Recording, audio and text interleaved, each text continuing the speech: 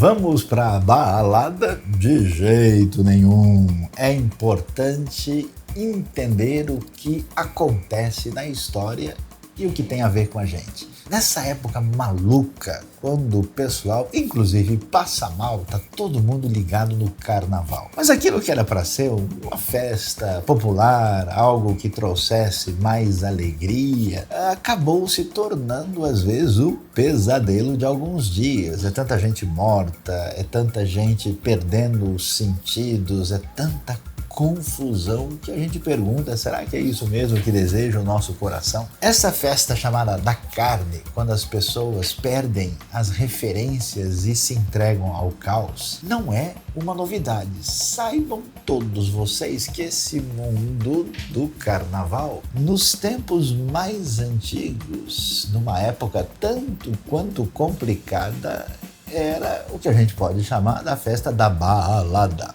Os israelitas chegaram na terra de Canaã sob a ordem de Deus e ali foram chamados para iniciar uma nova realidade civilizatória e ali encontraram um grupo de povos que adoravam deuses de fertilidade. E olhem só, o pessoal pensava o seguinte, para a gente ter a nossa colheita abençoada, é necessário participar da balada. Como eram deuses de fertilidade, eles acreditavam que Baal, o deus conhecido, que você pode ver mais detalhes quando lê o primeiro livro dos Reis, capítulo 18 e 19, esse deus tinha a sua consorte, a sua, digamos, namorada para levar para a balada. E ele estava ali, Baal e Azerá, ou Azera, e eles faziam essas festividades onde as pessoas, à semelhança do carnaval, deixavam tudo livre até passar mal. E quando isso acontecia, a orientação divina, olha pessoal, esse caminho só leva ao mal.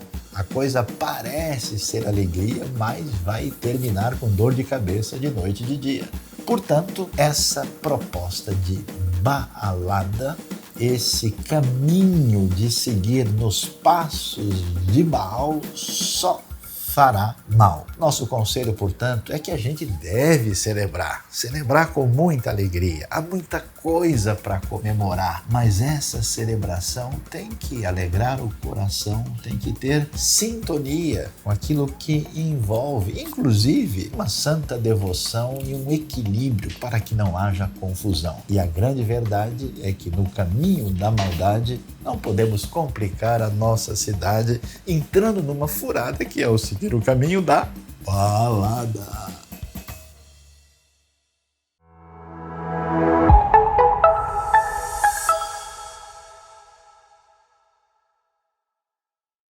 Seja bem-vindo a mais uma celebração da IBNU, esse momento que nós separamos na nossa semana aqui para levar até você um pouco da palavra de Deus, também louvor, adoração, falar um pouco sobre o que a IBNU tem feito, tanto aqui na cidade de São Paulo como em outros lugares do mundo.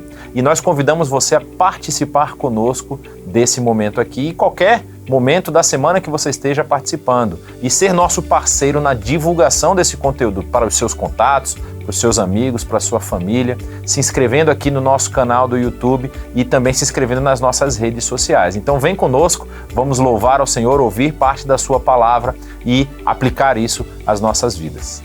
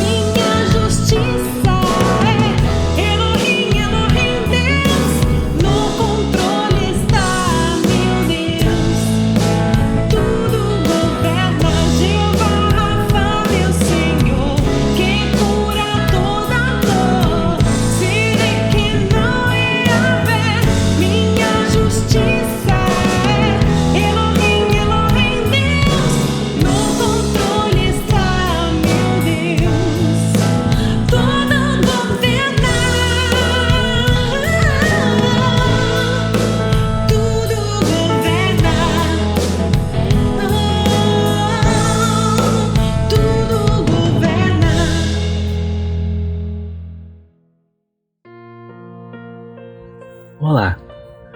Dois elementos muito importantes na nossa caminhada com Deus são a gratidão e a súplica. A gratidão porque ela nos ajuda a reconhecer a ação de Deus em nosso favor e a sua bondade.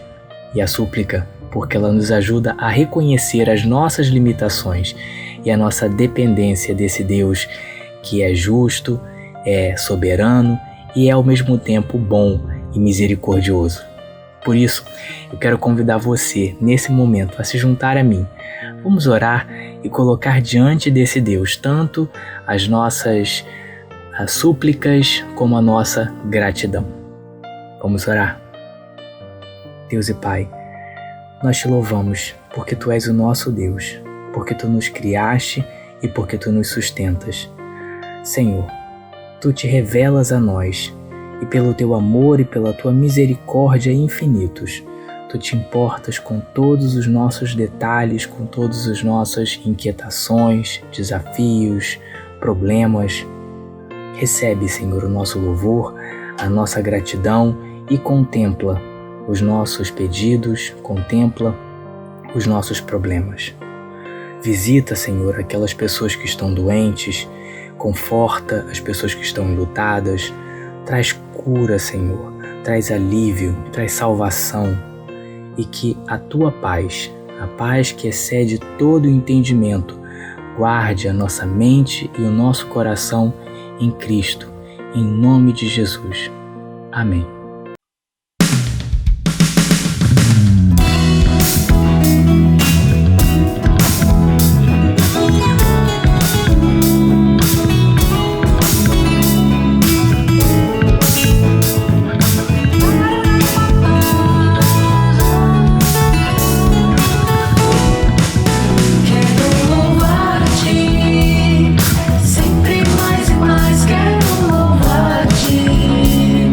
Sempre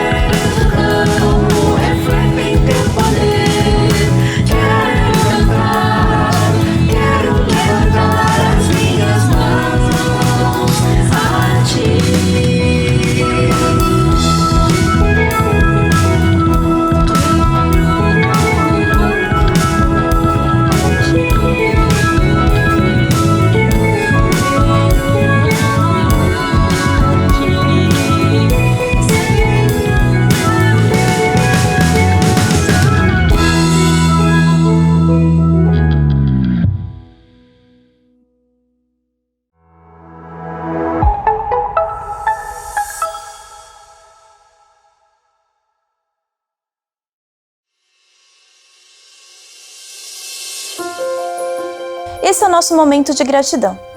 E eu queria convidar você agora a fazer isso. Você já agradeceu a Deus hoje por todas as coisas que Ele faz e fez na sua vida? Bom, eu sou grata, muito grata a Deus, por todas as coisas que Ele faz na minha vida. Sou grata ao Senhor pelos meus estudos, sou grata ao Senhor pela minha família, sou grata ao Senhor pelo meu esposo e sou grata também ao Senhor pelas minhas filhas, né? Muitos de vocês sabem que a Juju, ela está como missionária, né, lá em Piauí, e isso é motivo de grande gratidão ao Senhor, porque é um trabalho que ela está fazendo e que ela está um tempinho ali e nós temos orado por ela como igreja, temos orado por ela como família e esse é o motivo da minha gratidão hoje, é agradecer a Deus pela vida da Juju. Então faça isso, agradeça a Deus pela sua vida e agradeça a Deus pelas coisas que Ele tem feito na sua vida. Nesse momento nós queremos convidar você a ser parceiro da IBNU nos projetos que a IBNU tem apoiado tanto aqui na cidade de São Paulo, como também em outras regiões do Brasil, em vários lugares do mundo. Nesse momento de tensão que temos vivido em tantas regiões do mundo, se torna mais necessário ainda sermos parceiros, sermos ajudadores uns dos outros e daquelas pessoas que precisam de um socorro e de um alento nesse momento de tamanha dificuldade. Então, a IBNU tem apresentado aqui vários projetos extremamente importantes, como projetos abençoando famílias que vêm do Afeganistão, projetos abençoando o leste europeu, projetos abençoando países africanos que têm também passado por dificuldade, sudeste asiático, regiões muito pobres aqui do nosso país, também regiões aqui da América do Sul, onde nós temos desenvolvido projetos em parceria com outras entidades que têm abençoado vidas e nós queremos convidar você a ser participante disso conosco, na aplicação desses recursos, no envio de recursos para abençoar vidas e na transformação através da palavra salvadora do Evangelho que nós encontramos na Bíblia. Então, seja nosso parceiro. Aqui estão os dados bancários, aqui também estão outras formas de contribuição. Entre em contato conosco caso você queira saber mais dos projetos. Nós teremos prazer em te explicar como nós podemos abençoar a vida das outras pessoas. Vamos orar nesse momento, agradecendo a Deus pelas bênçãos e pedindo que Ele continue nos orientando e nos dirigindo em todas as nossas ações. Pai, nós te agradecemos porque sabemos que toda dádiva e todo dom perfeito vem de Ti, Senhor. O Senhor tem nos abençoado, o Senhor tem nos conduzido e tem nos guiado para fazermos a Tua obra aqui na terra. Ainda que muitas vezes nós estejamos demorando em fazer alguma coisa por falta de entendimento, é isso que nós queremos te pedir, que o Teu Santo Espírito abra as nossas mentes, abra os nossos olhos para aquilo que precisa ser feito para abençoar vidas, Senhor. E a IBNU tem tido esse DNA, essa ação principal de ser um canal de bênção para as pessoas. Por isso, Senhor, te pedimos, primeiramente, que o Senhor continue conosco nessa caminhada, que o Senhor continue abrindo as portas, que o Senhor continue nos dando oportunidade de servirmos através dos nossos recursos, através daquilo que o Senhor tem colocado em nossas mãos. Te pedimos também por aquelas famílias, aquelas situações que estão com dificuldades financeiras, que não só a IBNU possa abençoá-los nesse momento de dificuldade, mas que também o Senhor possa mostrar a essas pessoas caminhos, formas de transformação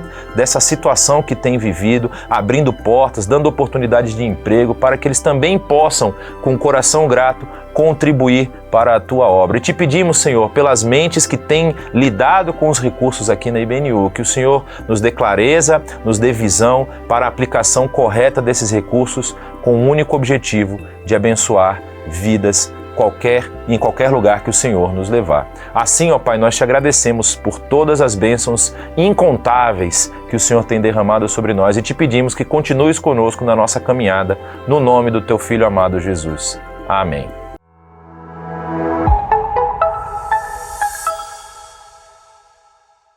Depois de termos então adorado ao Senhor através das músicas, temos participado desse momento de intercessão, momento de gratidão, temos tido já todo esse tempo especial aqui junto com a IBNU. Agora vamos para o nosso momento de reflexão.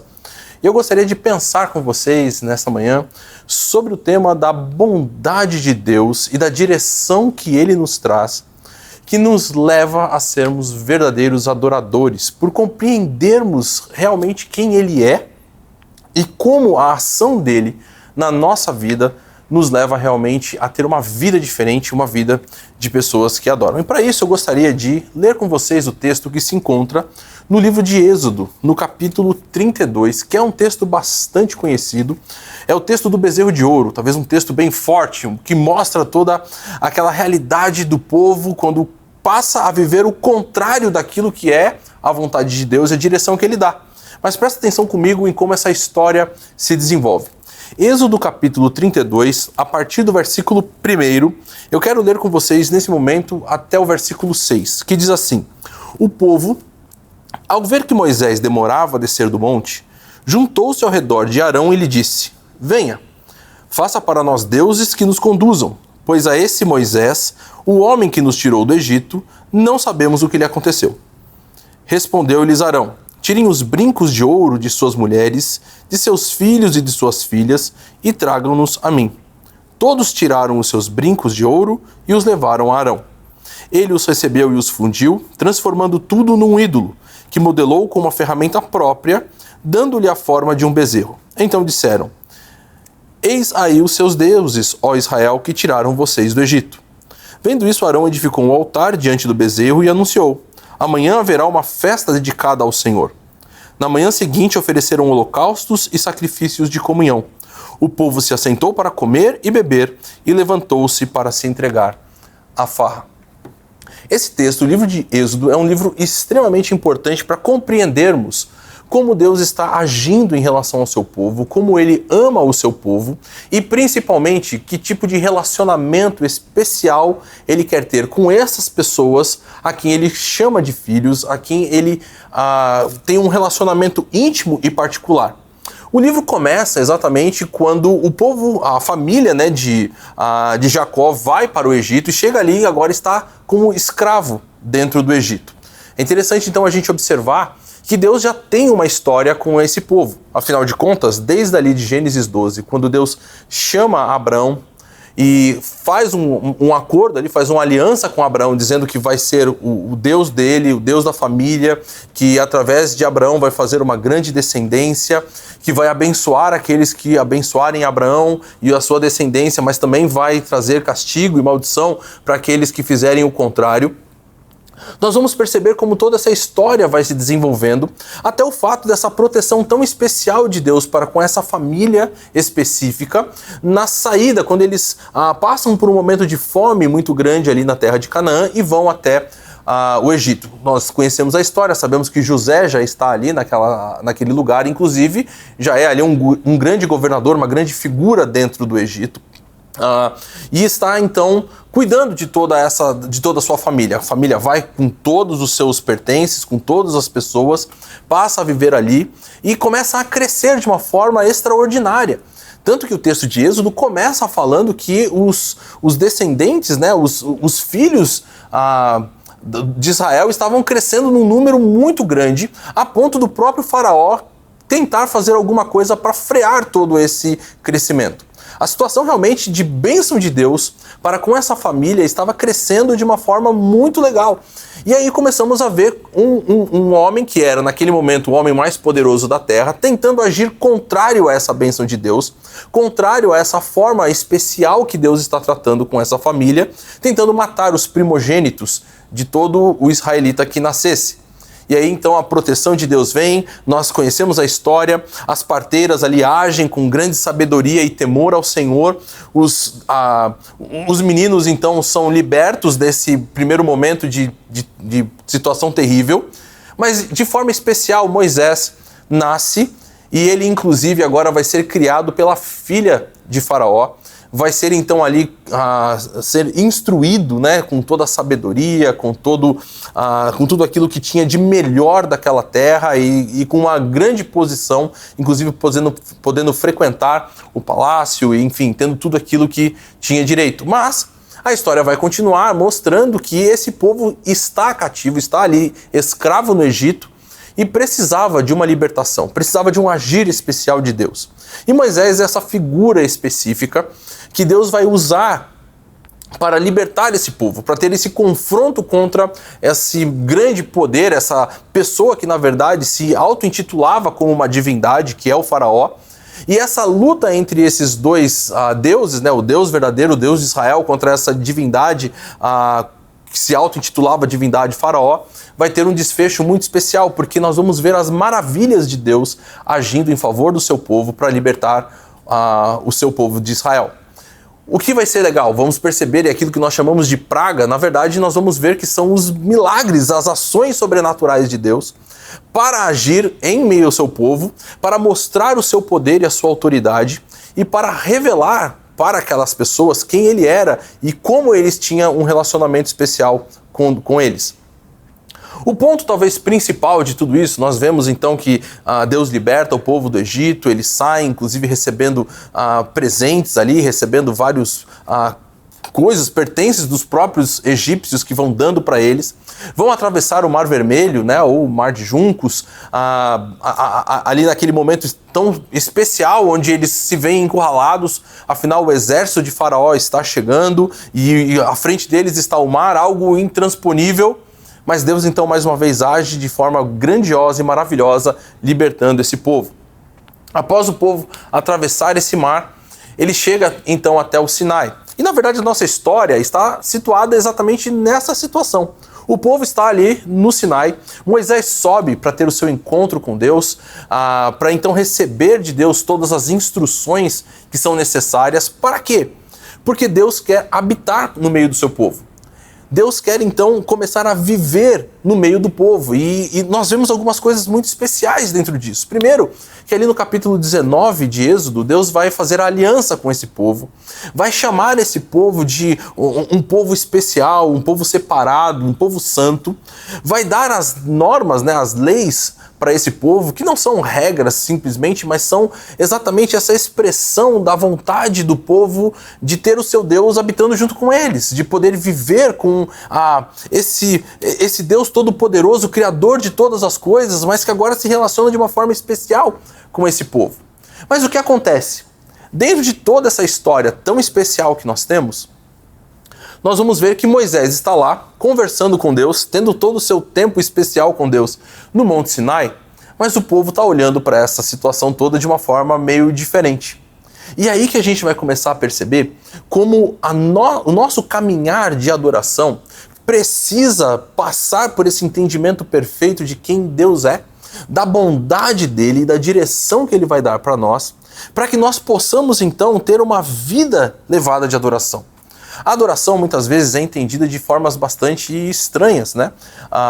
Por exemplo, e está muito comum hoje, quase um mantra de adoração, né? Onde a pessoa parece que ela vai sair de si, ela vai entrar num tipo de uma esfera espiritual elevada, e aí então ela está vivendo um momento especial de adoração.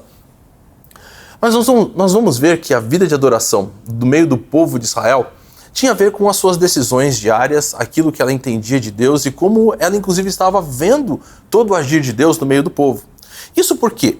Porque o nosso texto começa exatamente dizendo que Moisés estava demorando para descer do monte. Moisés estava lá ainda conversando com Deus. E quando a gente olha, principalmente no texto que nós falamos de Êxodo capítulo 19, o povo inclusive estava com medo de chegar perto do monte porque estava vendo as coisas impressionantes que Deus estava fazendo ali. Era uma coisa toda cinematográfica que estava aparecendo, né? Raios, trovões e a fumaça cobrindo o monte. Tudo isso estava ali presente e o povo então estava observando isso. Não era algo alheio, não era algo que estava invisível, encoberto do povo. Pelo contrário, eles conseguiam ver tudo isso. Mas ainda assim, estavam olhando para essa situação e falando, olha, Moisés está demorando. Sabe o que é melhor? Acho que é melhor a gente tomar as nossas próprias decisões aqui. Acho que é melhor a gente fazer a nossa coisa aqui, fazer aquilo que a gente pode ver de uma forma talvez um pouco mais concreta, mais objetiva. Aquilo que talvez faça mais sentido para aquilo que eu preciso resolver para o meu dia a dia. E é exatamente nesse momento que o povo começa a perder a direção daquilo que é a verdadeira adoração. E começa a viver de uma forma totalmente equivocada. E essa relação de a coisa está demorando, talvez você já deve ter passado na sua vida. ou deve conhecer, eu pelo menos conheço, passei na minha vida e conheço muitas pessoas que também passam por situação assim, parece que está demorando tanto para ter a resposta. E na verdade, quando a gente está esperando alguma coisa, aquilo sempre parece que está demorando. Não tem jeito, a nossa percepção ela fica totalmente diferente. Quando alguma coisa vem que é um presente inesperado, aquilo, uau, que coisa maravilhosa. Mas quando você sabe, alguém fala assim, ó, amanhã eu vou falar alguma coisa contigo, parece que o amanhã não chega nunca, parece que a coisa começa a se esticar, parece que a coisa começa a demorar de uma forma que a gente começa a entrar em, às vezes, meio parafuso. A gente tem aquele famoso pós-doutorado em fazer a tempestade em copo d'água. E isso faz parte, muitas vezes, da realidade de muita gente. Onde mesmo sem saber, ou está vendo simplesmente uma coisa pequena, mas faz com que a coisa se torne extremamente grande e perde o foco, perde a direção, perde a noção daquilo que realmente tem para acontecer. O povo sabia que Moisés tinha subido o monte. O povo sabia que ele tinha ido se encontrar com Deus. Mas ainda assim, por causa da demora de Moisés, o povo começa a olhar de uma forma diferente. E olha só qual é a decisão que eles vão tomar. Eles chegam então para Arão e diz, olha, vamos fazer os nossos próprios deuses aqui e vamos começar a agir da nossa própria forma. Vamos começar a tomar nós mesmos as decisões daquilo que vai envolver a nossa percepção de como devemos agir e da nossa adoração. Afinal, vamos construir deuses para fazer o quê? Porque queremos adorar esses deuses, queremos começar a entender esses deuses como aqueles que realmente são a nossa direção de vida. E o terem ido falar com Arão é extremamente especial e interessante dentro de toda a narrativa do livro de Êxodo. Porque você deve lembrar também que quando Deus chama a Moisés ali naquele monte, com aquela situação da sarça ardente, aquela coisa toda, Moisés começa a conversar com Deus e ele fala, olha, eu tenho vários problemas aqui, eu não posso ser essa pessoa que vai estar à frente do povo, que vai liderar, que vai cumprir essa missão que o Senhor tem para mim. E dentro das coisas que ele coloca, tenta argumentar com Deus, uma delas é eu não sei falar. E aí então Deus vira para ele e fala assim, faz o seguinte, pega o seu irmão Arão, ele é seu irmão mais velho, e ele vai ser então a voz. Ele vai ser aquele que vai falar com o faraó, ele que vai ser aquele que vai dar essas instruções ou a fala direta daquilo que é a vontade de Deus. E agora, nesse momento, eles vão chegar para Arão e vão colocar, faz você, Arão, a nossa direção. Coloca você, seja você esse nosso porta-voz daquilo que vai acontecer e que vai ser a nossa realidade. E mais ainda, ele diz assim, venha, faça para nós deuses que nos conduzam. É interessante esse pedido do povo de Israel a Arão, porque ele está pedindo realmente direção. Parece que está perdido, parece que está sem saber o que fazer. Estão ali já no meio, né, acampados no monte e falam assim, bom, a gente não quer ficar aqui, a gente quer saber o que vai fazer da vida, precisamos de uma direção direta. E não é assim muitas vezes que a gente mesmo está se sentindo meio que parece que a coisa não está caminhando, parece aquela Brasília velha que você dá a partida e ela fica e a vida não está andando, parece que a coisa está patinando e não sai do lugar. E muitas vezes pode ser que isso seja a forma como a gente está olhando para toda a direção, porque a gente está com o foco só exatamente no fato de que está demorando, que as coisas não estão, parece que acontecendo dentro da vida maior, dentro de tudo aquilo que envolve a nossa realidade. Mas quando a gente percebe no texto, Deus está agindo, Deus está ali falando com Moisés no monte. Então não é que o povo está sem direção. Talvez uma das grandes questões é que a gente não quer deixar essa direção nas mãos daquele que tem possibilidade, que realmente é o único que pode direcionar a nossa vida. Porque a gente quer ter algum tipo de controle, algum tipo de nós mesmos tomarmos. Peraí, não, mas assim não, a coisa não deve acontecer dessa forma. E é bem interessante. Quando eu, por exemplo, fui morar sozinho, saí da casa dos meus pais, antes mesmo de casar, uma das minhas experiências mais, talvez, fortes foi exatamente com essa realidade de direção. Porque antes de sair da casa dos meus pais, eu queria tomar as minhas próprias decisões. Eu queria eu mesmo fazer as minhas coisas, eu queria eu mesmo ter a minha liberdade para fazer do jeito que eu quisesse fazer. Quando eu comecei a morar sozinho e eu tinha então agora bem mais responsabilidades, já era maior de idade e eu tinha já as minhas coisas, a coisa começou, parece, ficar meio diferente. Cada decisão que eu tinha, a ligação para o meu pai para pedir para ele o conselho daquilo que eu deveria fazer, como aquilo passou a se tornar algo extremamente importante para minha vida. Minha filha está morando fora por um tempinho, né? Está fazendo uma viagem e é bem interessante perceber como que às vezes coisas que faziam parte do dia a dia, que ela inclusive fazia naturalmente, hoje que ela está morando sozinha, ela liga para mim, para a mãe dela, para perguntar o que a gente acha que ela deve fazer. Ela deve fazer assim ou deve fazer daquele outro jeito? E muitas vezes isso envolve esse sentimento de liberdade, ao mesmo tempo dessa situação de que a liberdade me coloca numa situação de que eu preciso tomar decisões e eu quero que o outro tome porque eu não quero me responsabilizar pelas minhas próprias decisões.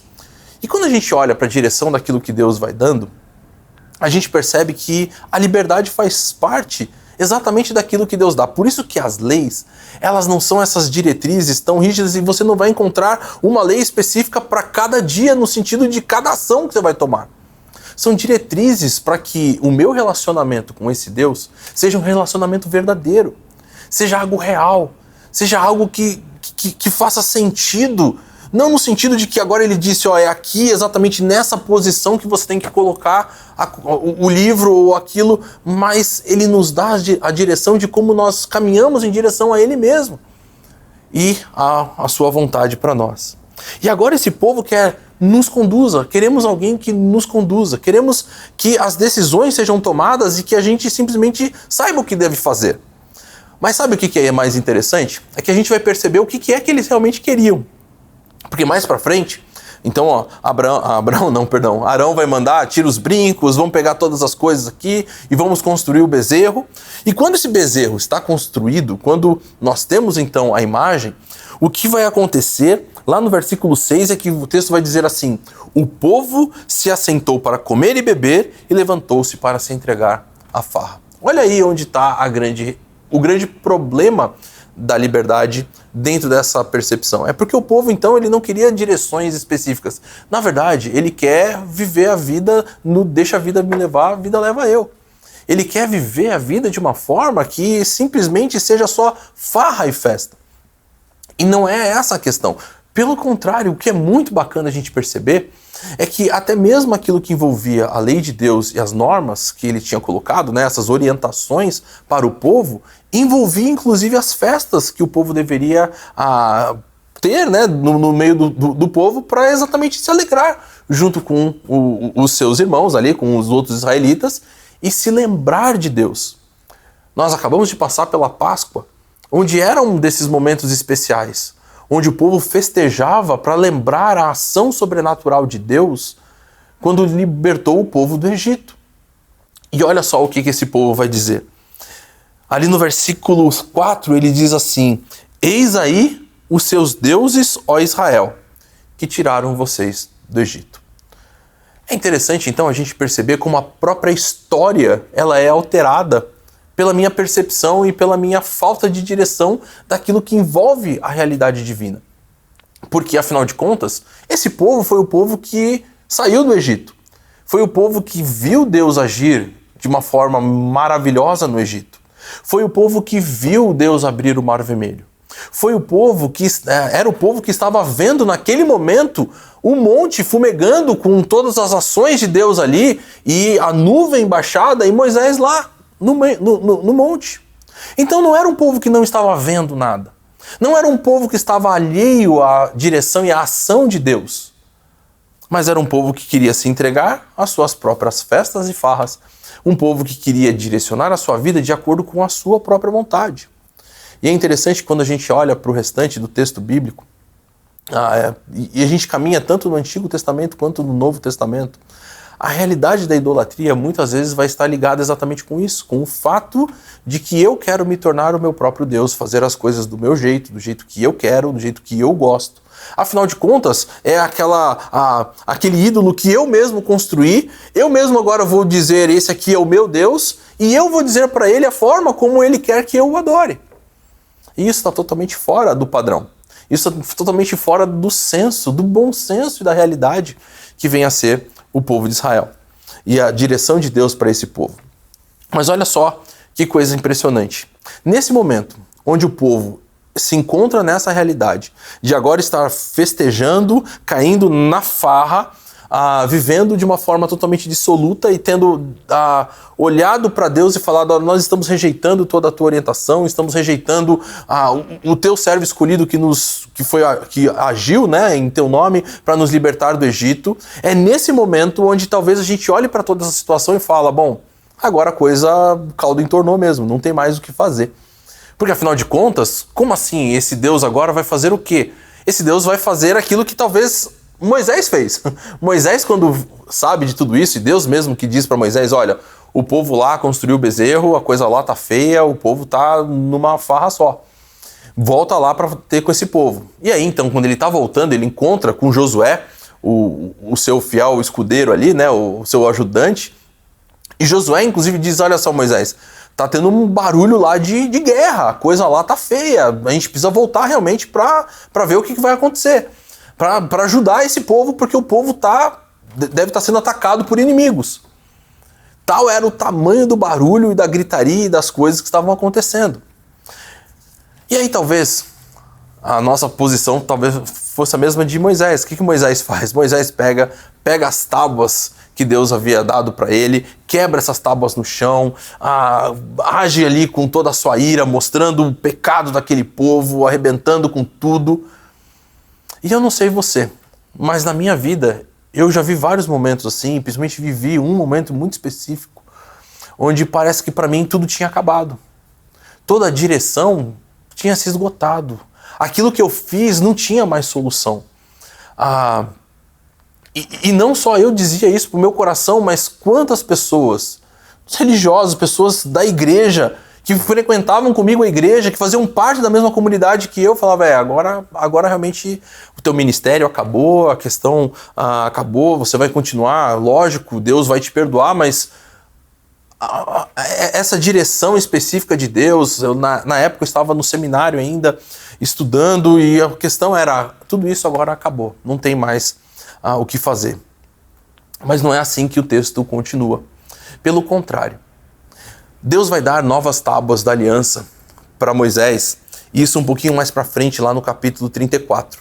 Mas então, entre esse capítulo, que é o capítulo 32, onde nós vemos o bezerro de ouro, e o capítulo 34, onde Deus renova a sua aliança e traz novamente novas tábuas da lei para Moisés, nós temos o capítulo 33, que nos revela algo bem especial.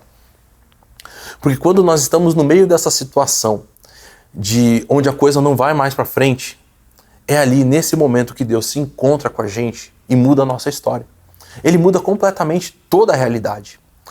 No capítulo 33, duas histórias são muito específicas, muito importantes, que eu gostaria de contar para vocês. A primeira delas está no capítulo 33, a partir do versículo 7.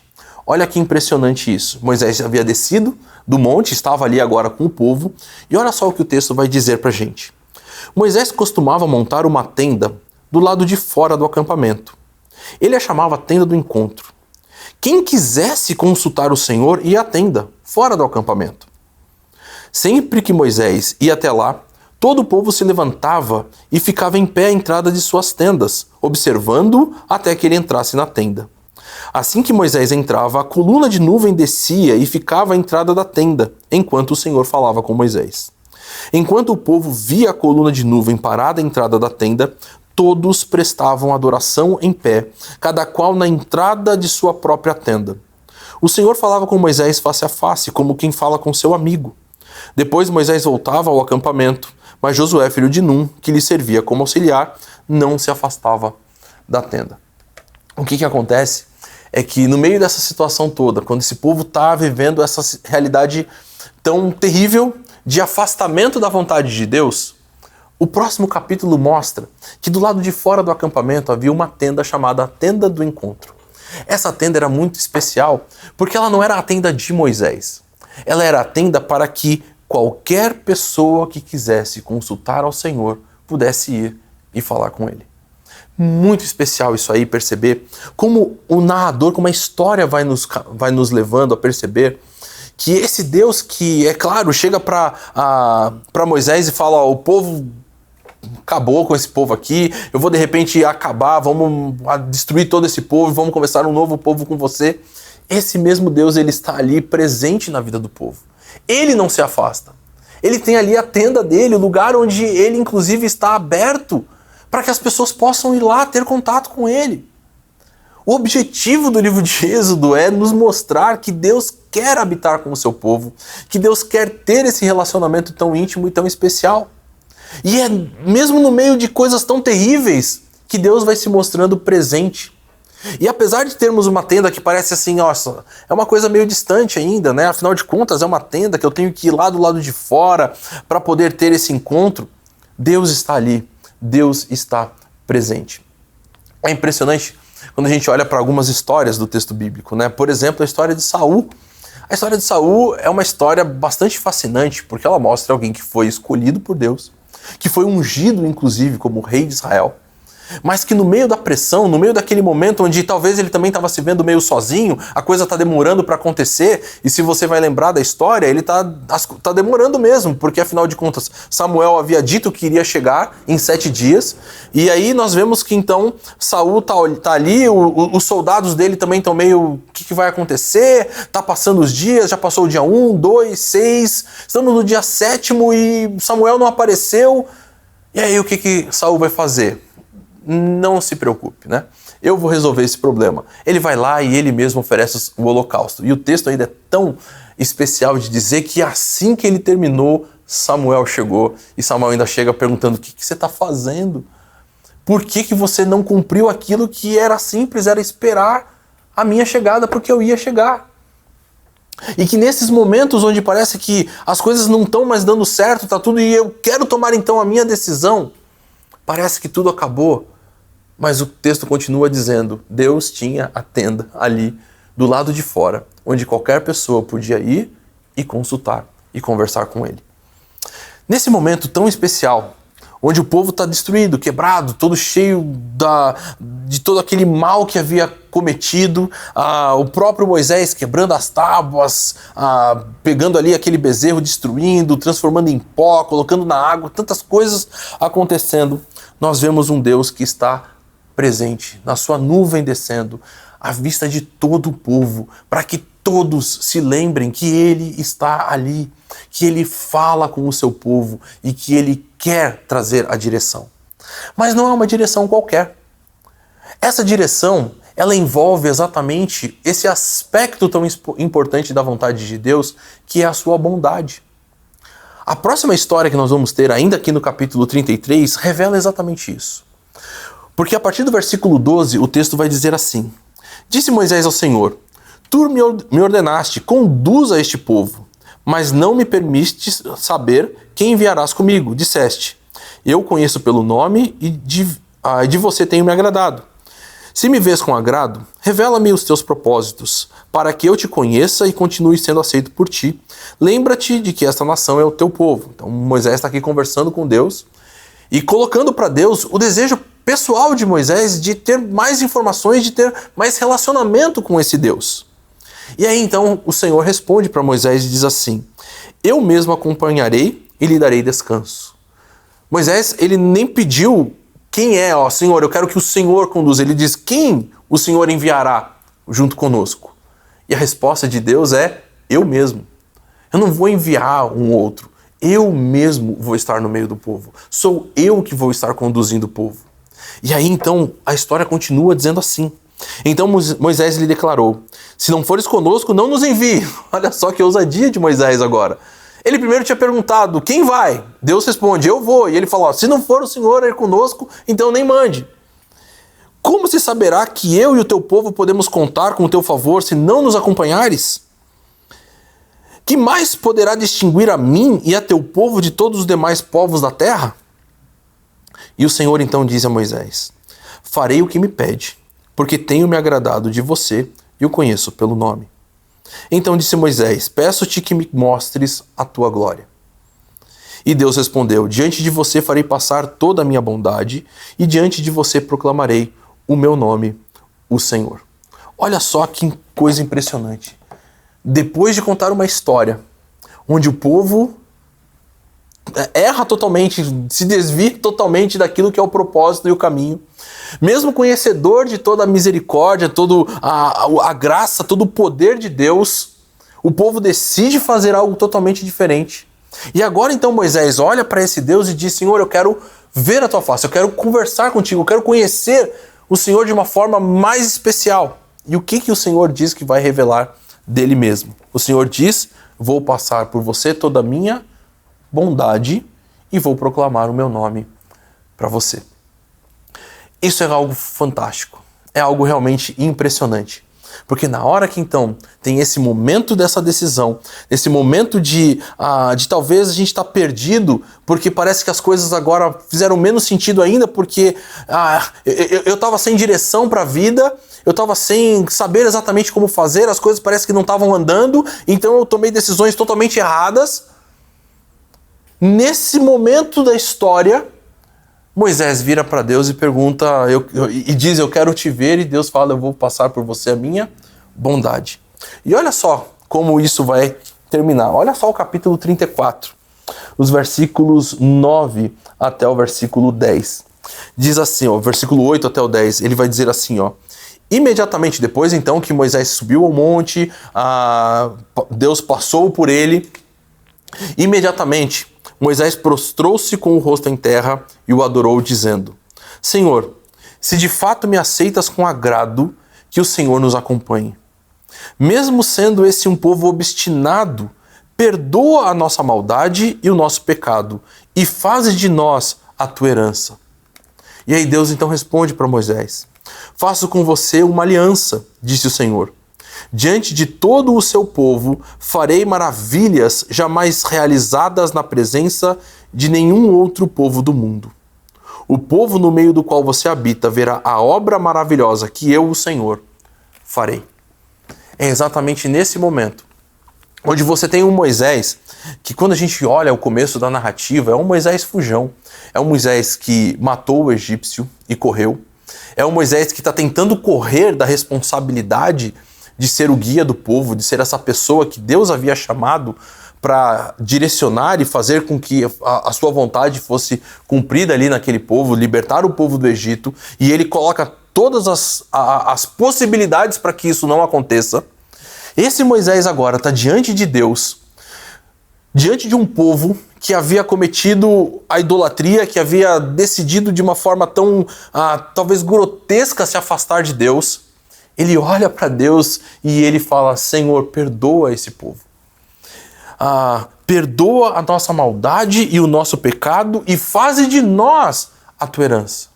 Deus havia dito, inclusive, de matar, feito uma proposta de matar todos os israelitas e fazer um novo povo da descendência específica de Moisés. E Moisés agora, como líder desse povo, está olhando para toda essa situação e falando: Senhor, perdoa o teu povo. Ele é teu povo.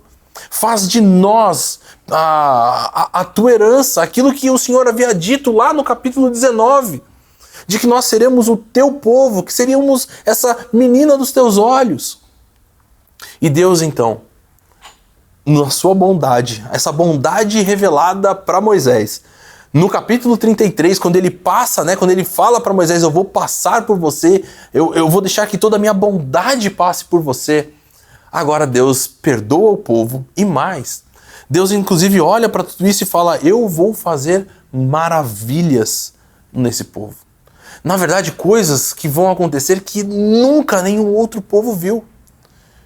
E nós estamos saindo de de histórias de grandes maravilhas. Da libertação do povo do Egito, de ter cruzado o Mar Vermelho, do capítulo 19, onde Deus se faz presente e dá a sua aliança. E ainda assim Deus vai dizer para esse povo rebelde, para esse povo obstinado, como ele mesmo disse, para esse povo que havia trocado a glória de Deus pela sua própria glória: eu vou fazer você ver as maravilhas daquilo que eu tenho. Deus então, através da sua bondade, nos dá direção, e é essa direção que nos leva a essa vida real de adoração. Porque a gente olha para toda essa história maravilhosa e a gente sabe que essa é a história da nossa vida, é a história da minha vida. É a história de alguém que constantemente tem olhado para muitas coisas e sabe que tem feito aquilo que não agrada a Deus. Mas ainda assim, Deus está constantemente perdoando e fazendo grandes maravilhas novamente na nossa vida. O Salmo 106 é um salmo muito especial porque ele conta essas histórias e ele nos dá um pouco dessa direção daquilo que vai ser exatamente a proposta de adoração. Eu gostaria de ler com vocês o Salmo 106 para a gente perceber como isso é tão marcante e tão interessante. O Salmo começa dizendo assim: Aleluia! Deem graças ao Senhor porque Ele é bom. O seu amor dura para sempre. Quem poderá descrever os feitos poderosos do Senhor ou declarar todo o louvor que lhe é devido? Como são felizes os que perseveram na retidão, que sempre praticam a justiça. Lembra-te de mim, Senhor, quando tratares com bondade o teu povo. Vem em meu auxílio quando o salvares, para que eu possa testemunhar o bem-estar dos teus escolhidos. Alegrar-me com a alegria do teu povo e louvar-te junto com a tua herança. Pecamos como os nossos antepassados, fizemos o mal e fomos rebeldes. No Egito, os nossos antepassados não deram atenção às tuas maravilhas, não se lembraram das muitas manifestações do teu amor leal e rebelaram-se junto ao mar, o Mar Vermelho. Contudo, ele os salvou por causa do seu nome, para manifestar o seu poder. Repreendeu o Mar Vermelho e este secou. Ele os conduziu pelas profundezas como por um deserto. Salvou-os das mãos daqueles que o odiavam, das mãos dos inimigos os resgatou. As águas cobriram os seus adversários, nenhum deles sobreviveu. Então creram nas suas promessas e a ele cantaram louvores. Mas logo se esqueceram do que ele tinha feito e não esperaram para saber o seu plano. Dominados pela gula no deserto, puseram Deus à prova nas regiões áridas. Deu-lhes o que pediram, mas mandou sobre eles uma doença terrível. No acampamento, tiveram inveja de Moisés e de Arão, daquele que fora consagrado ao Senhor. A terra abriu-se e engoliu Datã, e sepultou o grupo de Abirão. Fogo surgiu entre os seus seguidores, as chamas consumiram os ímpios. Em Horebe, exatamente a história do capítulo 32. Fizeram um bezerro, adoraram um ídolo de metal. Trocaram a glória deles pela imagem de um boi que come capim. Esqueceram-se de Deus, seu Salvador, que fizera coisas grandiosas no Egito, maravilhas na terra de Cã e feitos temíveis junto ao Mar Vermelho. Por isso, ele os ameaçou destruí-los, mas Moisés, o seu escolhido, intercedeu diante dele para evitar que a sua ira os destruísse. Também rejeitaram a terra desejável, não creram na promessa dele, queixaram-se em suas tendas e não obedeceram ao Senhor. Assim, de mão levantada, ele jurou que os abateria no deserto e dispersaria os seus descendentes entre as nações e os espalharia por outras terras. Sujeitaram-se ao jugo de Baal-Peor e comeram sacrifícios oferecidos a ídolos mortos. Provocaram a ira do Senhor com seus atos e uma praga irrompeu no meio deles. Mas Finéias se interpôs para executar o juízo e a praga foi interrompida. Isso lhe foi creditado como um ato de justiça que para sempre será lembrado por todas as gerações. Provocaram a ira de Deus junto às águas de Meribá e por causa deles Moisés foi castigado. Rebelaram-se contra o Espírito de Deus e Moisés falou sem refletir.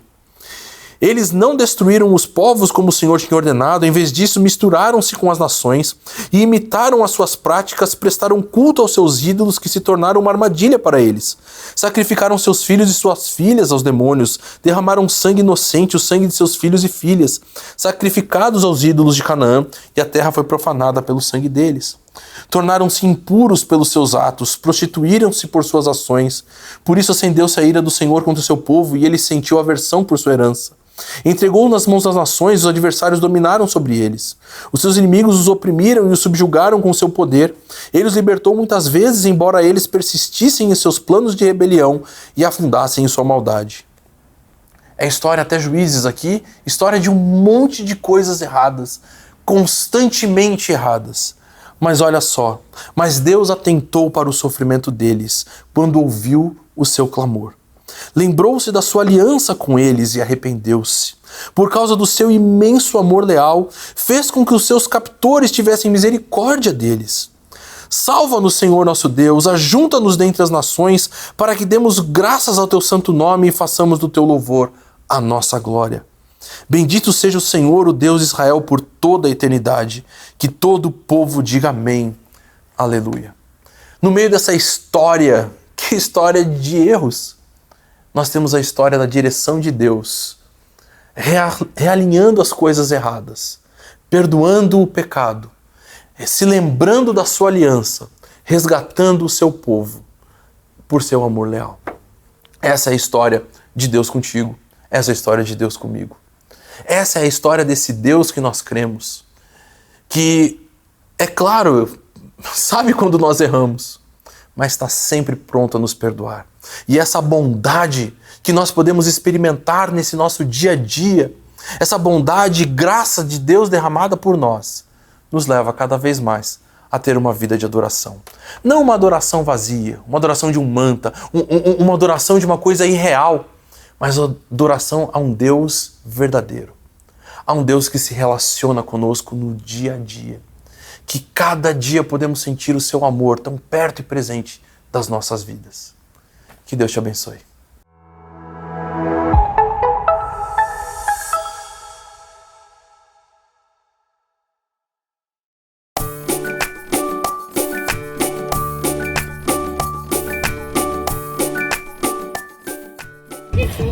Oi, turminha, tudo bom? Olha só, hoje nós estamos aqui na praia, porque a nossa história de hoje é uma história que aconteceu na praia e as pessoas costumam chamar ela de Jesus e a pesca maravilhosa.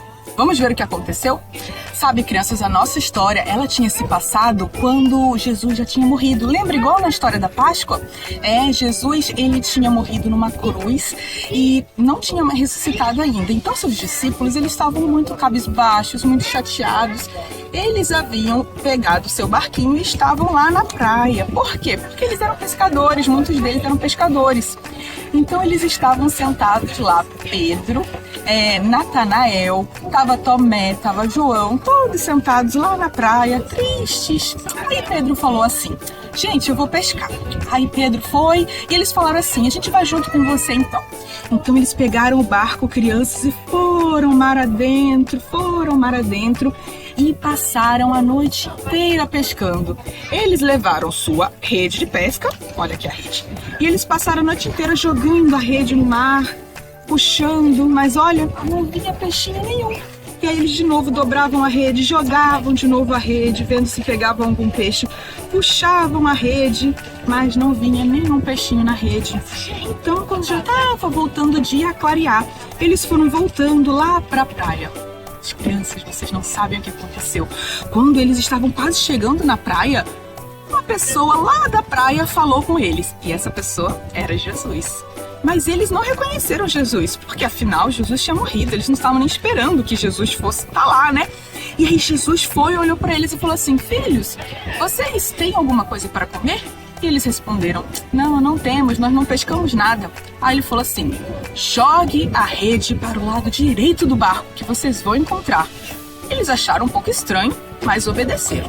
Pegaram a rede de novo e jogaram a rede lá pro lado direito do barco. E crianças, quando eles puxaram a rede, foram puxando a rede, eles não conseguiam nem puxar a rede porque ela estava cheia de peixinhos, a rede estava cheia de peixes e eles tinham muito peso. Eles tentavam colocá-la dentro do barco, mas não conseguiam, o barco parecia até que ia afundar e eles não sabiam o que fazer. Até que João percebeu, ele falou: isso é um milagre, a gente tentou pescar a noite inteira e não conseguiu. Ele olhou para lá para a praia e falou: é Jesus, é Jesus. Pedro, quando ouviu o que João estava falando, ficou super empolgado. Pedro já era animado, né? Pulou do barco, crianças, e saiu correndo para a praia, porque eles estavam mais ou menos uns 90 metros da praia. Então Pedro saiu correndo lá para a água, ele não sabia se ele abraçava Jesus, se ele voltava para o barco, e os outros discípulos foram tentando parar o barquinho lá na praia. Quando eles pararam o barco lá na praia, foram tentando tirar os peixes da rede, e eram muitos peixes. Eles ficavam presos, os peixes peixes lá na rede. E eles não pegaram peixinho não, eles pegavam uns peixões enormes e foram arrumando todos os peixes. E olha que coisa maravilhosa, crianças. Quando eles chegaram mais lá na praia, Jesus havia preparado tudo. Jesus, ele tinha montado uma fogueira e lá na fogueira já tinha até um peixinho na brasa, junto com alguns pães também. Um verdadeiro café da manhã na praia. Olha só que coisa maravilhosa. Eles estavam tão surpresos que eles não sabiam, eles não conseguiam nem falar para Jesus assim, Jesus, é você mesmo? Porque eles estavam super surpresos com tudo isso que tinha acontecido. Foi um grande milagre. E essa foi a terceira vez que Jesus tinha aparecido para os seus discípulos depois dele ter ressuscitado. No total, eles pegaram 153 peixinhos e sentaram então lá na praia e tiveram seu café da manhã com Jesus. Crianças, a vida com Jesus é assim. É surpreendente. Ele faz coisas maravilhosas. Não só uma pesca maravilhosa e um café da manhã maravilhoso. Ele faz milagres maravilhosos na nossa vida. Cada vez agora que vocês estiverem numa praia, eu quero que vocês lembrem dessa história maravilhosa da pesca de Jesus com seus discípulos tomando café da manhã na praia. Beijo, crianças. Tchau!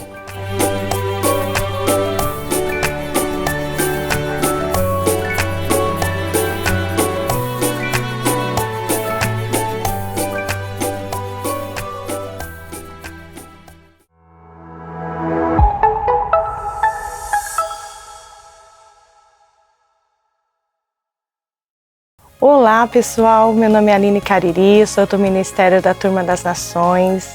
Hoje o Ministério está tendo bastante demanda com as crianças, vindo para esse ministério precioso. Você que tem um lindo chamado para participar e servir a Deus com as criancinhas, contar historinhas, brincar com elas, se divertir com elas, vem fazer parte desse ministério com a gente. Aguardo vocês. Deus os abençoe. Abril em maio, podcast da Bíblia IBNU. Está muito legal, com os livros de Juízes e 1 Coríntios. Então venha quarta-feira e sábado às 19 horas, tá? Imperdível. Acompanhe, você pode curtir, compartilhar todo o conteúdo com quem precisa e quer aprender. Dia 14 de maio nós vamos ter um evento da família. E como é que ele chama? Juntos e Misturados. E aonde vai ser? No Buffet Aquarela Park. Esperamos você e sua família. Este mês é o mês da conscientização do autismo. Nós da IBNU, juntamente com o Projeto Tesouro Azul, vamos abordar várias lives com temas relevantes sobre o transtorno do espectro autista. Você que tem muita curiosidade ou você que tem dúvidas sobre esse mundo azul, venha assistir a nossas lives. Conto com vocês. Nós da IBNU, Tesouro Azul de norte a sul. Deus os abençoe. O Ministério de Adolescentes da IBNU, nos dias 28 e 29 de maio, vai participar do Corujão lá no acampamento Palavra da Vida. Então, se você quiser participar conosco, entre em contato com a Conexão, dizendo que você quer ir com o seu adolescente, tem que ser de 13 até 17 anos, para que possa participar conosco desse fim de semana tão especial. O Corujão começa no sábado, dia 28, por volta das 2 da tarde e termina no domingo, às 8 horas da manhã. Então nós vamos nos encontrar novamente no WTC durante a celebração da IBNU. Nós queremos te agradecer por ter participado da nossa celebração hoje. Sua presença nos alegra muito. Queremos te convidar para continuar com a gente nas nossas redes sociais. Curta, compartilhe os nossos conteúdos. Nós temos live na terça-feira, podcast na quarta e no sábado. Tem muitas atividades, muito conteúdo bom. Participa com a gente. Muito obrigada e boa semana. Que Deus nos abençoe.